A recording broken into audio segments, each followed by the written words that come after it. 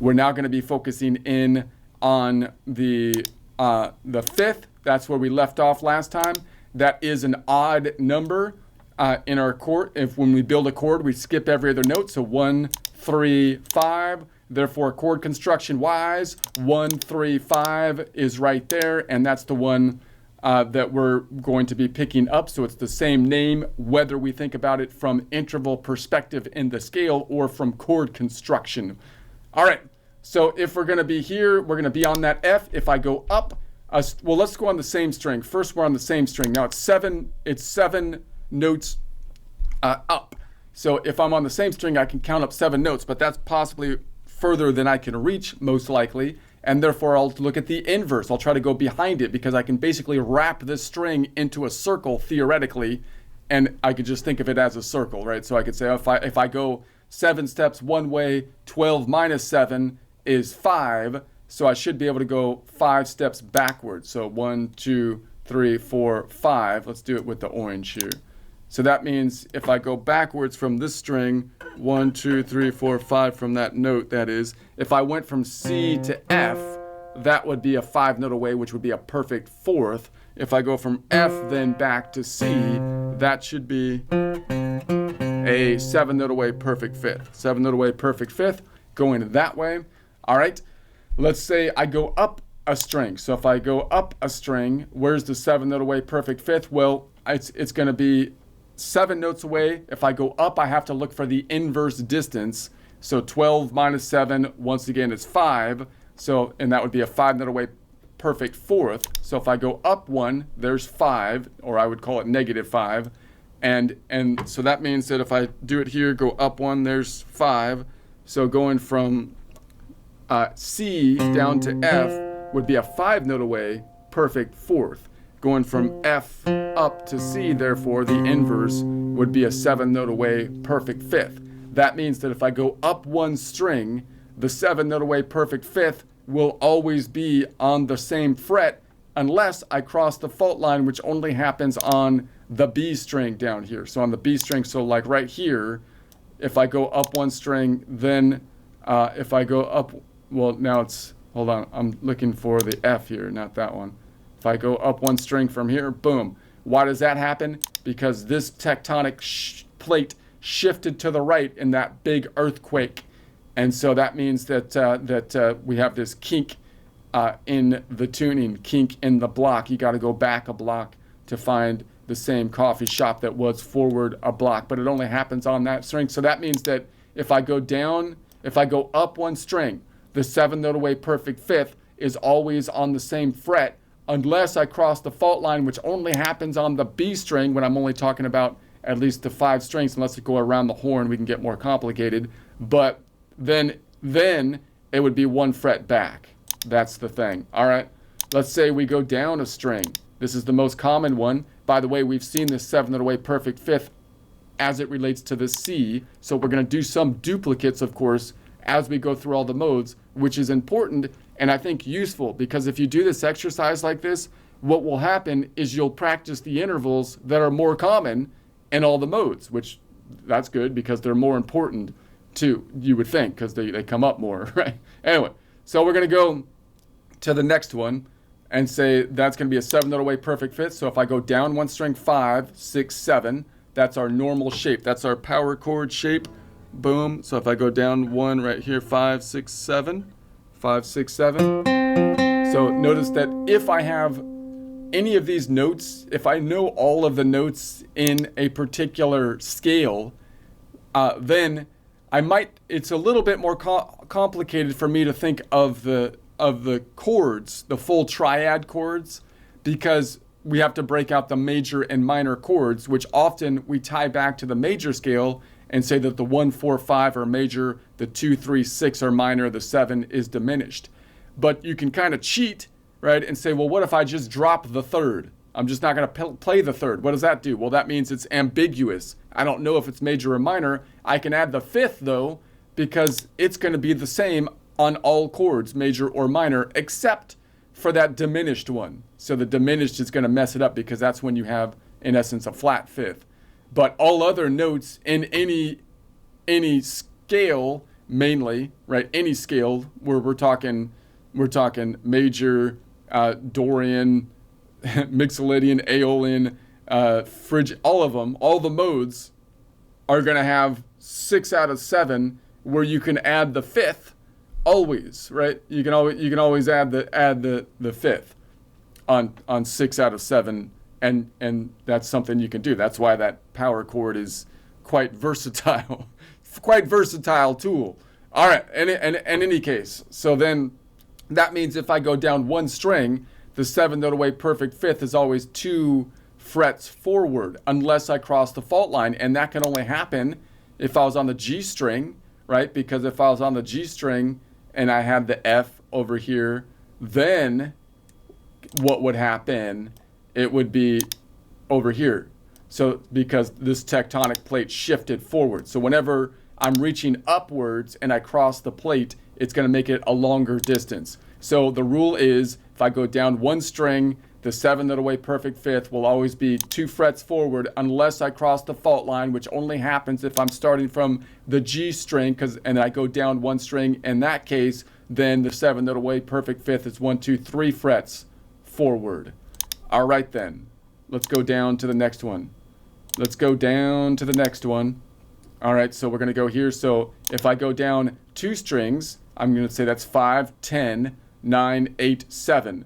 5, 10, 9, 8, 7. Let's count it over here. So I'm right here. 5, 10, 9, 8, 7.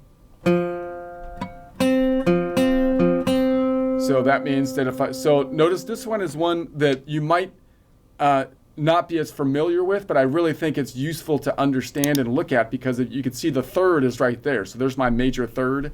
So this shape is actually logically nice and in order. It's not augmented or anything. It's clear to see. It's kind of hard to finger because you have to reach up here with either your pinky, or you can do this and reach it that way if it's up higher on the fretboard in particular, and then you have your pinky kind of free to do something over here if you wanted to.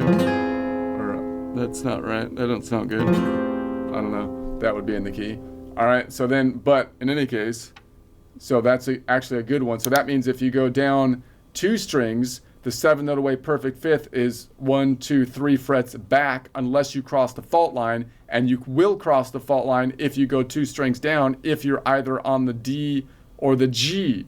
Because if I was on like the D string and I go 2 frets back, there I am over here, right?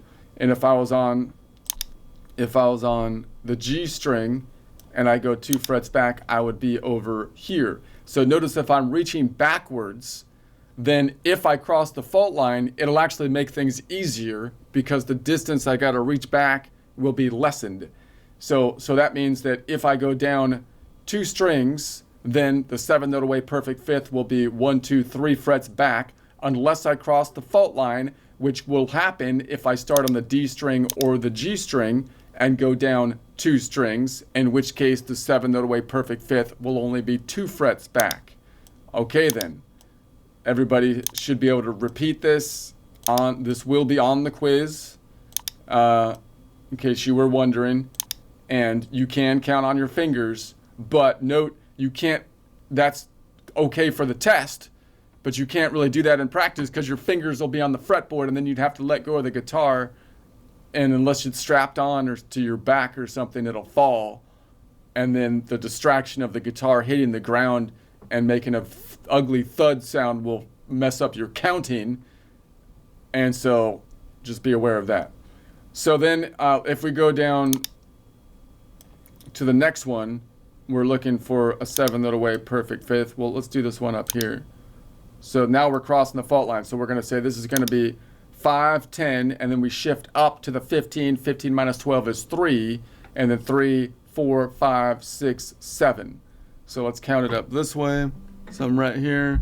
So 5, 10, and then shifting up here 15. 15 minus 12 is 3, 4, 5, 6, 7. Boom. So now I'm going down 3 strings. So if I go down 3 strings and cross the fault line, which is going to happen more often than not, then that means the 7 note away perfect fifth will be 1, 2, 3, 4 frets up. But it's possible for me not to cross the fault line, so I'm still going to try to think of it that way, so I'm not like doing two directional things in my mind, thinking of not crossing the fault line as the default.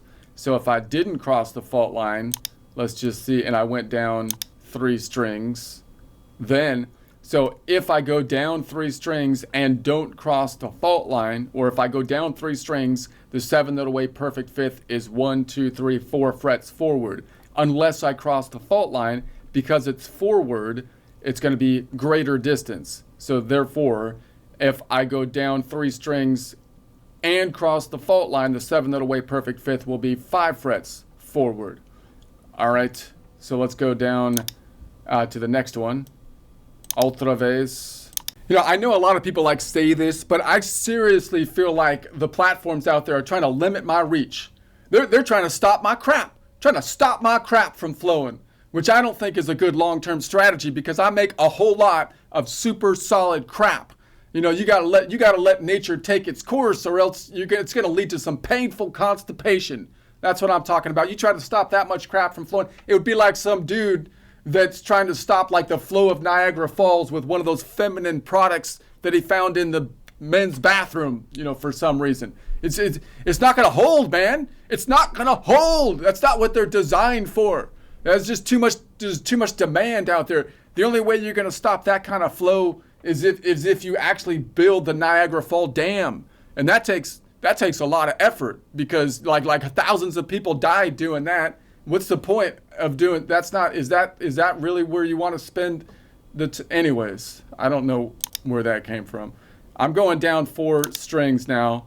We're going to the 7 note away perfect fifth. So if we're not going around the horn and we go 7 strings down, we will always be crossing the fault line. So it's going to be then 5, 10, and then here is 15. We can bring that down by saying 15 minus 12 is 3, plus another 5 is 8, and then back to 7. Let's count it up over here. We're going to say 5, 10, and then 15. 15 minus 12 is 3, plus another 5.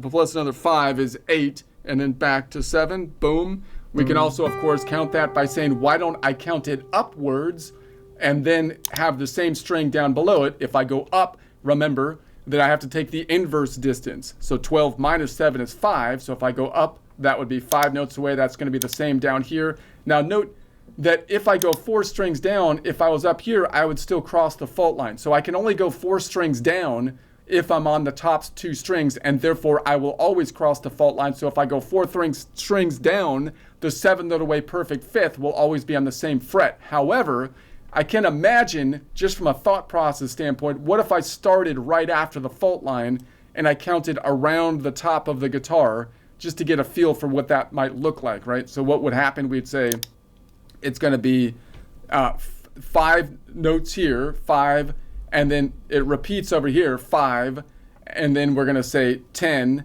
and then 15. 15 minus 12 is 3, plus another 5, 6, 7, 8, and then we go back to 7. So I just want to note that, because I want to just see the relationship if we went around the top of the guitar. You can still keep counting kind of as though you're counting down, even though pitch-wise you're going from a high string to a low string, because we're thinking of it not pitch-wise, but just as though all the notes are in a circle. So you could count it down that way and see the relationship. Now, obviously, the easier thing to do would be to say, if I want to find the relationship, I'm going to not count down 4, but rather count up 1, looking for the inverse distance, right, from this string, which means I would take 12 minus 7 is 5, and then 5 is going to be back 1 here because we're crossing over the fault line. But I just want to point that out. All right.